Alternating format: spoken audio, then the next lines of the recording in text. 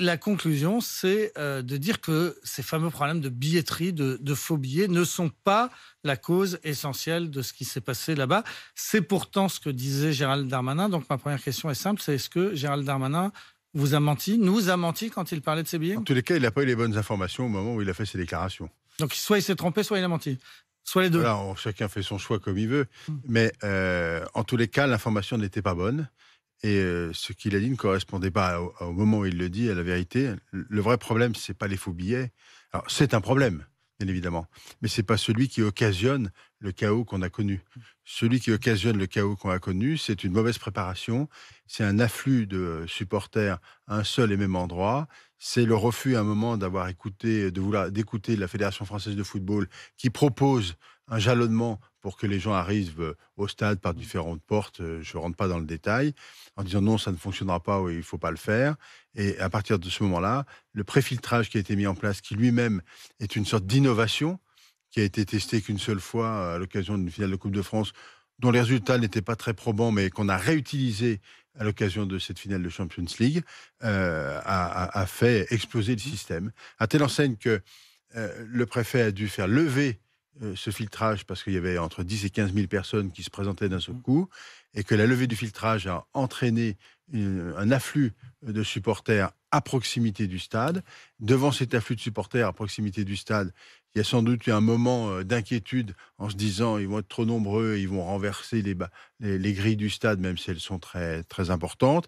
Et donc là, les forces de police sont intervenues, et notamment le gaz lacrymogène pour repousser les gens. Et en repoussant les gens, ils sont eux-mêmes à ce moment-là retrouvés dans des impasses parce que le système d'accueil et d'organisation n'était pas optimal. Alors quand Gérald Darmanin dit c'est principalement la faute des supporters de Liverpool et des faux billets, il l'a beaucoup dit. Il l'a dit publiquement à chaud, et puis il est ensuite venu témoigner devant votre commission. Est-ce que là, il a continué à se tromper? Ah bah oui, parce que ce n'est pas de la faute des supporters anglais. Bon, la finale, c'est Liverpool. Bon, bah, très bien, contre le Real de Madrid. Mais ce n'est pas la faute des supporters anglais de s'être retrouvés dans cette situation-là. Il y a une mauvaise appréhension des choses dès le départ. C'est-à-dire que les services de renseignement, en tous les cas, les informations qui étaient détenues, qui étaient connues, c'était il y a des gens qui vont venir, des supporters qui viendront, qui n'ont pas de billets, mais c'est un peu l'usage dans les clubs anglais. Non, mais ça, on comprend. C'est pas ma question, c'était sur Gérald Darmanin devant votre commission d'enquête. Il est sous serment. Est-ce que non, il n'est pas. Alors, honnêtement, il n'est pas sous serment à ce moment-là. En revanche, il confirme que ce sont les supporters qui ont causé les difficultés. La réponse est non. Ce ne sont pas les supporters anglais. C'est pas de leur faute. C'est l'organisation qui a été mise en place qui les a amenés à être comme ils ont été.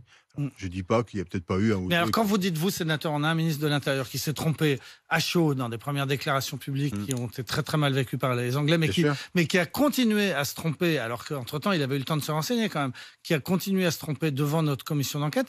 Qu'est-ce qu'on en tire comme conséquence? Je crois que la première conséquence, en tous les cas, ce qu'il faut considérer, c'est qu'on a intérêt à dire la vérité tout de suite.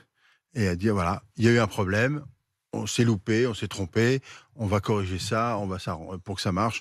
Il n'y aurait pas eu de polémique. Et la mission qu'on a menée a permis finalement d'établir la vérité.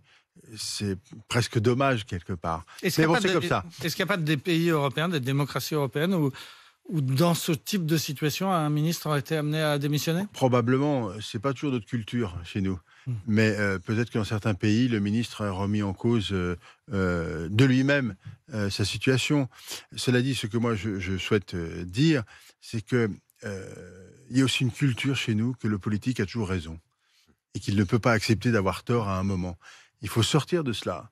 Un élu, un politique, un responsable, il est comme n'importe qui. Il peut à un moment commettre une erreur d'appréciation, ou on peut l'amener à commettre une erreur. Je pense que c'est plutôt ça.